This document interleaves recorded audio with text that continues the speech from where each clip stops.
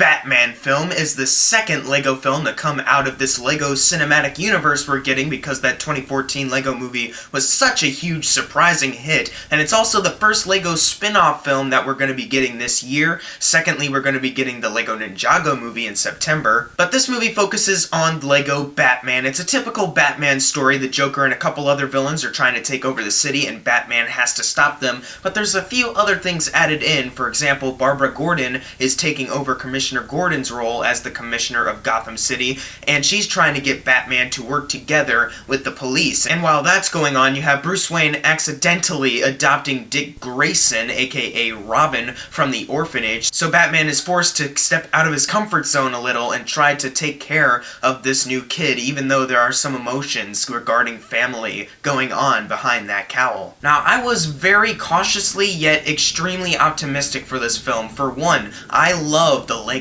movie back in 2014. I loved it so much. It was such a huge surprise. I didn't expect it to love it as much as I did, but I did. It's one of the best animated films I've ever seen, honestly. And one of my favorite parts about that movie was LEGO Batman. So when I heard that they were going to be making a spin-off film about him, I was in. I couldn't wait to see what they were going to do, but there were two things that I was worried about. I didn't know if LEGO Batman maybe worked better as a supporting character rather than a leading role, and secondly, Phil Lord and Chris Miller, who directed the LEGO movie, they weren't coming on to write or direct this film. Instead, they got a man named Chris McKay to direct this film, and I believe this is his first animated feature, so I was a little worried that maybe this movie wouldn't be as clever or would have the same charm that the 2014 film had.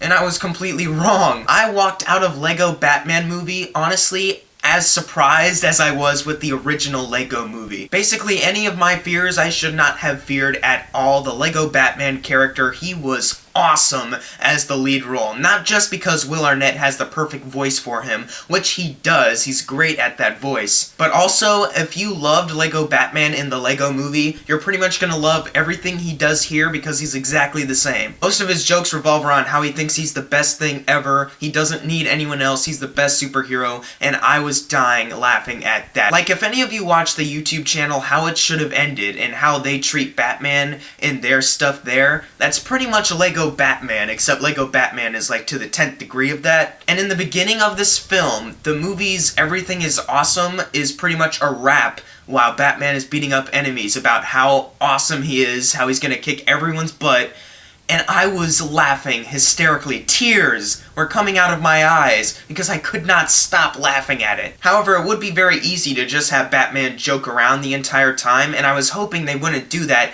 and they didn't. They actually fleshed out the Batman character in some ways that I haven't really seen a lot of Batman movies do. And there are honestly some parts when some story beats hit revolving the Batman character where I actually started to get a little misty-eyed. I actually kind of related to Batman, and I wanted to cry for him. And I'm not kidding when I say that, my eyes got misty at some parts of this movie. The LEGO Batman movie almost got me to cry.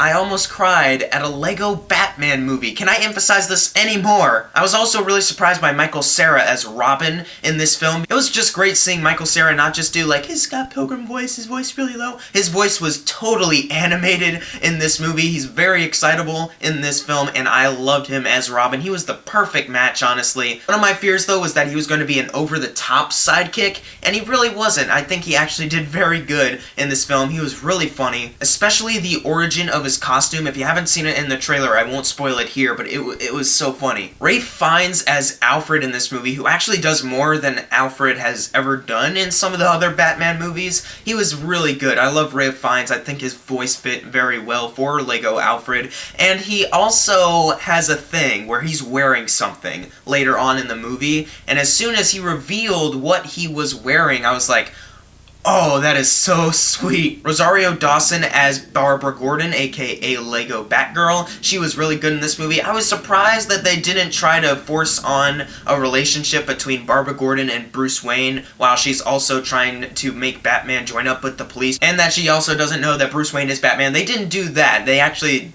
barely focus on Bruce Wayne in this movie. This is definitely more Batman oriented than Bruce Wayne. Even when Bruce Wayne shows up, Will Arnett just slips right back into the Batman voice. But still, Rosario Dawson did a very good job as the character in this movie, and she's also, I find it funny, she's in a DC movie, this movie, and she's on, like, every Marvel Netflix show, so I guess she's getting Marvel paychecks and DC paychecks now. But one of my absolute favorite things about this movie, and this actor needed this, they needed something like this to show off how funny they actually are. Zach Galifianakis as the Joker, holy crap.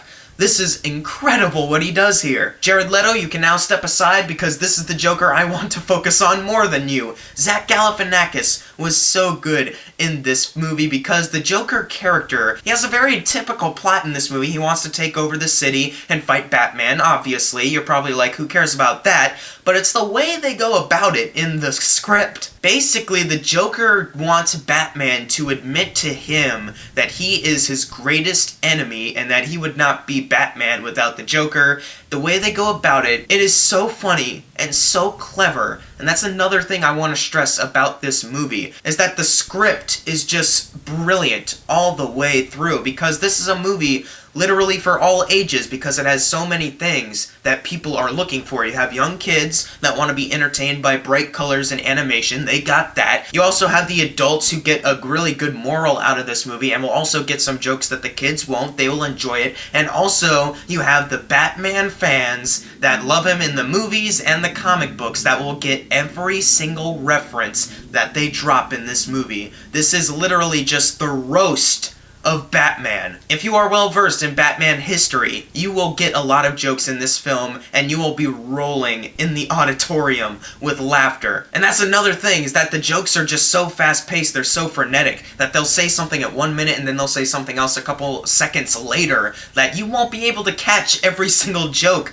on the first go-around. You'll probably have to go see the movie again to get it all. And there's one reference that they drop involving another goofy Batman, where if they used it twice, and I was like, oh my god, that is the funniest thing. And now for the obvious part, the animation looks very good in this film. Like, the action sequences look great, the colors also look good, help Gotham City look like Gotham. And I just love how they're keeping the animation style they had for the Lego movie, where it looks like it's stop motion, but it's really CGI animation. Because in every other Lego TV show or short on Cartoon Network or a video game, the Lego pieces, they move very seamlessly in those, and that's fine. But in these movies, I just really love the idea that when you see how they move around, it looks like someone is literally just taking little pieces of them, like actually playing with them for the movie, but it's just CGI.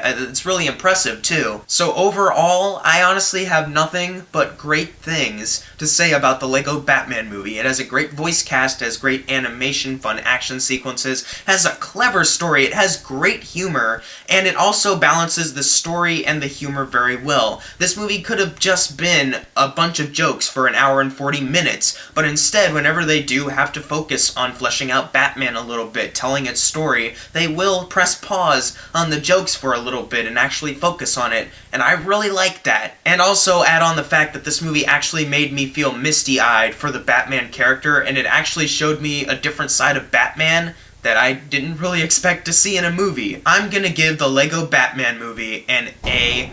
It is everything you are looking for in an animated film, and just a film in general. It is one of the best animated films I've ever seen. I don't think it's as good as Lego Movie. Lego Movie, I think, is just a hair better, but still, Lego Batman Movie is something to be admired. It's so clever, it's so smart, it's literally way better than Batman vs. Superman and Suicide Squad, and somehow a Lego Batman movie is better than a Batman vs. Superman live-action movie. I don't know how that's even possible, but hey, I'll take it. The Lego Batman movie is a movie you have to see right away. Doesn't matter if you're a fan of Batman or not, I think you're still going to be able to enjoy it, and please go see this movie this weekend. Don't let 50 Shades Darker take #1 at the box office. Let it be Lego Batman. But if you've seen the Lego Batman movie, leave in the comments below of what you thought of it, and as always, thank you guys for watching. Make sure to subscribe. I'm Jackson Fulcher. See you guys next time.